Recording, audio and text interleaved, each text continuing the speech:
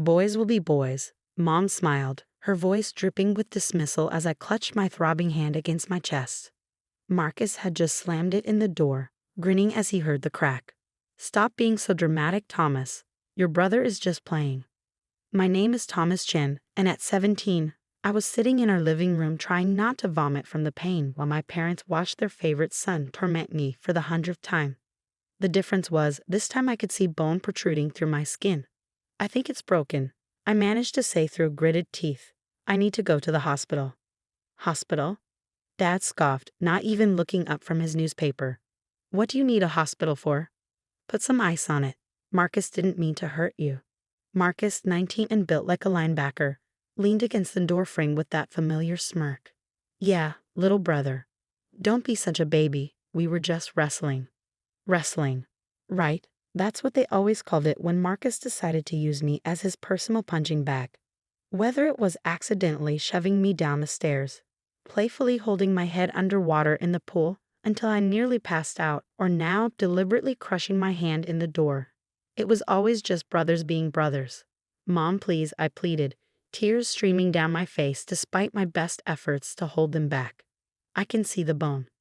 Finally, Mom glanced over, her expression shifting slightly as she noticed the unnatural angle of my fingers and the blood beginning to seep through my sleeve.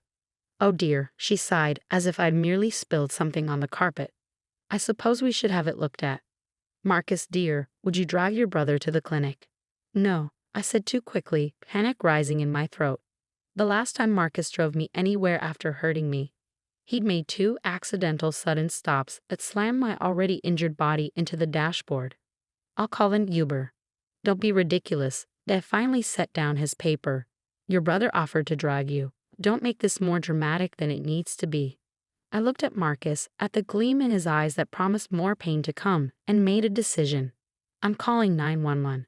The room went silent. Marcus's smirk vanished. Mom's face paled. Dad stood up so quickly his chair toppled backward. "You will do no such thing," he growled. "We don't need ambulances and police reports. This is a family matter." But I was already dialing with my good hand, backing away toward the front door. Years of Marcus's abuse had taught me to be quick, to always have an escape route. "I need an ambulance," I said clearly into the phone, watching my family's expressions shift from annoyance to anger. My brother broke my hand. I can see bone. Mom lunged for the phone, but I dodged, years of practice making me nimble despite the pain. "He's confused," she called out loudly. "It was an accident. We don't need." "The address is 1542 Oak Street," I continued, my voice steady even as Marcus took a menacing step toward me. "Please hurry. I don't feel safe." Those last words changed everything. Mom stopped trying to grab the phone, her face frozen in horror. Dad's anger morphed into fear. Marcus, for the first time I could remember, looked uncertain. The dispatcher assured me help was on the way and told me to stay on the line. I did, backing out onto the front porch where neighbors could see me. My family followed but kept their distance, suddenly aware of the eyes watching from nearby houses. "Thomas," Mom's voice was honey-sweet now, the way it got when she was trying to manage a situation. "Sweetheart, you're overreacting. We can drive you to the doctor. There's no need for all this fuss." But I could hear the sirens approaching, and for the first time in years, I felt something other than fear and resignation. I felt powerful. The ambulance arrived first, followed closely by a police car. The paramedics took one look at my hand and immediately began treatment. The officer started asking questions, and that's when I saw real fear in my parents' eyes. "It was an accident," Mom repeated, but her voice wavered. "Boys playing. You know how brothers are." The paramedic gently wrapped my hand, his expression grim. "This isn't from playing," he said quietly. "This was done with significant force." As they loaded me into the ambulance, I heard the officer asking Marcus to explain exactly how my hand ended up in the door. For once, my brother had no smooth answer, no easy lie to tell.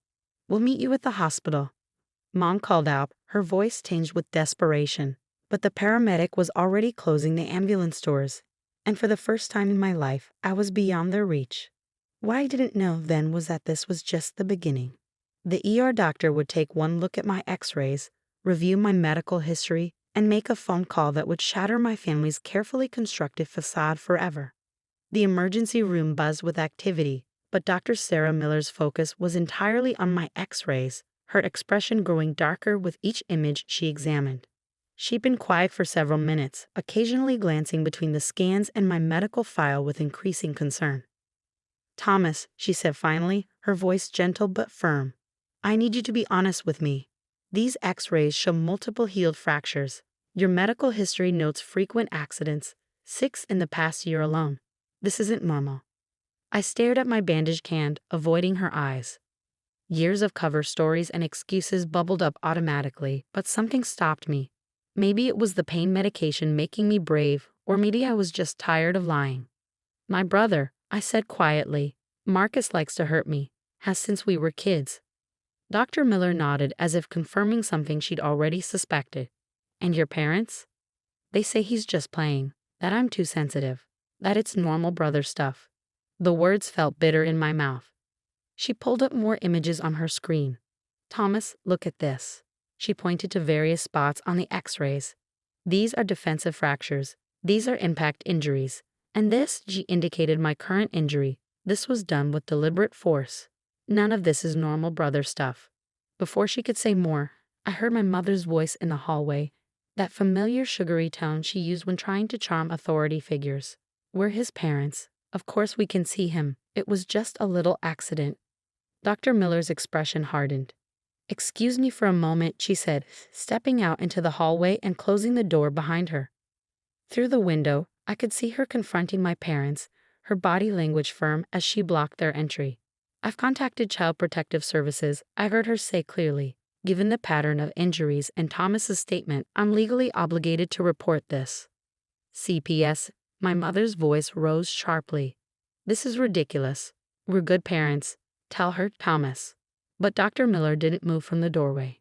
"Mr. and Mrs. Chen, your son has multiple documented injuries consistent with ongoing physical abuse. Until CPS arrives and evaluates the situation, I cannot allow you unsupervised contact." "This is outrageous," my father's voice boomed. "We'll have your license for this." "Go ahead," Dr. Miller replied calmly. "File a complaint. But first, explain to me why your 17-year-old son has more healed fractures than most elderly trauma patients." The silence that followed was deafening. "Where's Marcus?" I asked suddenly, realizing my brother wasn't with them. "The police are questioning him," Mom said, her voice shaking. "Thomas, please tell them this is all a misunderstanding. Your brother loves you. We love you." But Dr. Miller had already pulled out her phone, showing them something that made both my parents step back. "These are progression photos of Thomas's injuries over the past year. The pattern is clear. The only misunderstanding here is your belief that this could continue without consequences." A new voice joined the conversation. Firm, professional, introducing herself as Andrea Torres from CPS. I watched through the window as my parents' faces cycled through emotions. Anger, fear, finally settling on desperate pleading. "We didn't know," Mom insisted. "We thought they were just playing. Boys roughhouse, it's normal." "Mrs. Chen," Miss Torres's voice was steel wrapped in silk.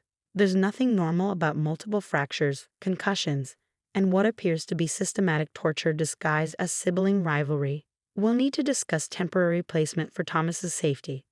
"Placement?" Dad's voice cracked. "You can't take our son." "You lost that argument when you watched your older son break his brother's hand and did nothing," Dr. Miller interjected. "Thomas needs a safe environment to heal." As if to emphasize her point, a police officer appeared in the hallway, his expression grim. "We've finished questioning Marcus Chen. Given the evidence and witness statements, we're placing him under arrest for assault and battery." My mother's wail echoed through the hallway. My father started arguing loudly about family loyalty and misunderstandings. But through it all, I felt strangely calm. For the first time in years, someone was seeing the truth, not just about my injuries, but about the family dynamic that had allowed them to happen. Dr. Miller returned to my room, closing the door on my parents' protests. "Thomas," she said gently, "I know this is overwhelming, but you're safe now. We're going to make sure you stay that way." I looked at my bandaged hand, then at the x-rays showing years of hidden abuse. "What happens now?" "Now," she said with a small smile, "you heal. Both your hand and everything else they've broken. And this time, nobody gets to tell you it doesn't hurt." Through the window, I could see my parents being escorted away, my mother in tears, my father's face red with rage. But for once, their emotions weren't my responsibility. For once, I didn't have to pretend everything was fine. Dr. Miller handed me a tissue, and I realized I was crying, not from pain or fear, but from relief. Someone had finally seen through the facade of our perfect family, and they weren't looking away. 6 months after that night in the emergency room, I stood in front of the courthouse, my newly healed hand clutching a folder of medical records. Marcus's trial was about to begin, and for the first time, I would tell my story publicly. Living with my Aunt Claire in the months following the incident had shown me what a real family should feel like. No walking on eggshells, no constant fear, no dismissing injuries as just playing. She'd helped me find a therapist, supported my decision to press charges, and most importantly, believed me. "You ready?" Aunt Claire asked, squeezing my shoulder gently. Behind us, Dr. Miller stood with Ms. Torres from CBS, both women having become unexpected allies in my journey to justice. "Ready?" I nodded, straightening my tie. The past months had changed me. I'd grown taller, stronger, more confident. Regular meals without stress and nights without fear had done wonders for my health. Inside the courtroom, I saw my parents sitting behind Marcus. Mom was dabbing her eyes with a tissue, playing the role of the distraught mother perfectly. Dad sat rigid, his jaw clenched. Marcus, in his carefully pressed suit, looked nothing like the brother who had terrorized me for years. When I took the stand, their lawyer tried to paint it all as normal sibling rivalry gone wrong. "Isn't it true that brothers often roughhouse?" he asked, his tone condescending. I met his gaze steadily. "Roughhousing doesn't result in multiple fractures, sir. Roughhousing doesn't send someone to the emergency room repeatedly. What my brother did was calculated abuse, and my parents enabled it." The prosecutor presented my medical records, x-rays displaying years of injuries. Dr. Miller testified about the pattern she discovered, how the injuries were consistent with deliberate harm rather than accidents. School nurses testified about suspicious bruises, teachers about my flinching when Marcus came near. Then came the security footage from neighbors' cameras, showing instances of Marcus's playing that my parents had ignored. The jury watched in silence as video after video showed clear abuse, my parents visible in the background, doing nothing. Marcus's lawyer tried one last angle. "Your brother was just trying to toughen you up, wasn't he? Prepare you for the real world." I leaned into the microphone, my voice clear and strong. "The real world has laws against assault. The real world has consequences for hurting people. My brother didn't prepare me for anything except how to survive abuse." The verdict came back quickly, guilty on all counts. Marcus's face finally showed something other than smugness. Fear. As they led him away, my mother broke down sobbing. My father wouldn't look at me. But I wasn't done. Outside the courthouse, surrounded by reporters, I made an announcement that would change everything. "Today isn't just about my brother's actions," I said, Aunt Claire's supportive hand on my shoulder. "It's about breaking the cycle of abuse that families hide behind words like boys will be boys and sibling rivalry. That's why I'm starting a foundation to help other teenagers trapped in abusive family situations." Dr. Miller stepped forward. "The medical community often misses these cases because families are so good at hiding them. Thomas's foundation will help train doctors to recognize patterns of sibling abuse and provide resources for victims." The reporters' cameras flashed as Ms. Torres announced that CPS would be partnering with the foundation to develop new protocols for identifying and handling cases of sibling abuse. My story was becoming something bigger than myself. 1 year later, I stood at a podium, addressing a room full of medical professionals, social workers, and abuse survivors. My foundation had already helped dozens of teenagers escape similar situations, and our training program was being implemented in hospitals across the state. Marcus was serving his sentence. My parents had lost custody of me, and I was thriving under Aunt Claire's guardianship. The nightmares had mostly stopped, and I no longer flinched at sudden movements. Sometimes, I told the audience, the bravest thing we can do is admit that what's happening isn't normal, isn't okay, and isn't our fault. Sometimes we have to break family silence to save ourselves. After the speech, Dr. Miller approached me with a smile. "Remember that scared kid in my ER? Look at you now." I smiled back, touching the small scar on my hand. A reminder of the night everything changed. Thank you for being the first person to really see what was happening. No, she said firmly. Thank you for being brave enough to speak up. You've helped create a system that will protect others like you. As I drove home with Aunt Claire that evening, I thought about how far I'd come from that night when I finally called 911. My brother had broken my hand, but he hadn't broken my spirit. My parents had tried to silence me, but they'd only given me a louder voice.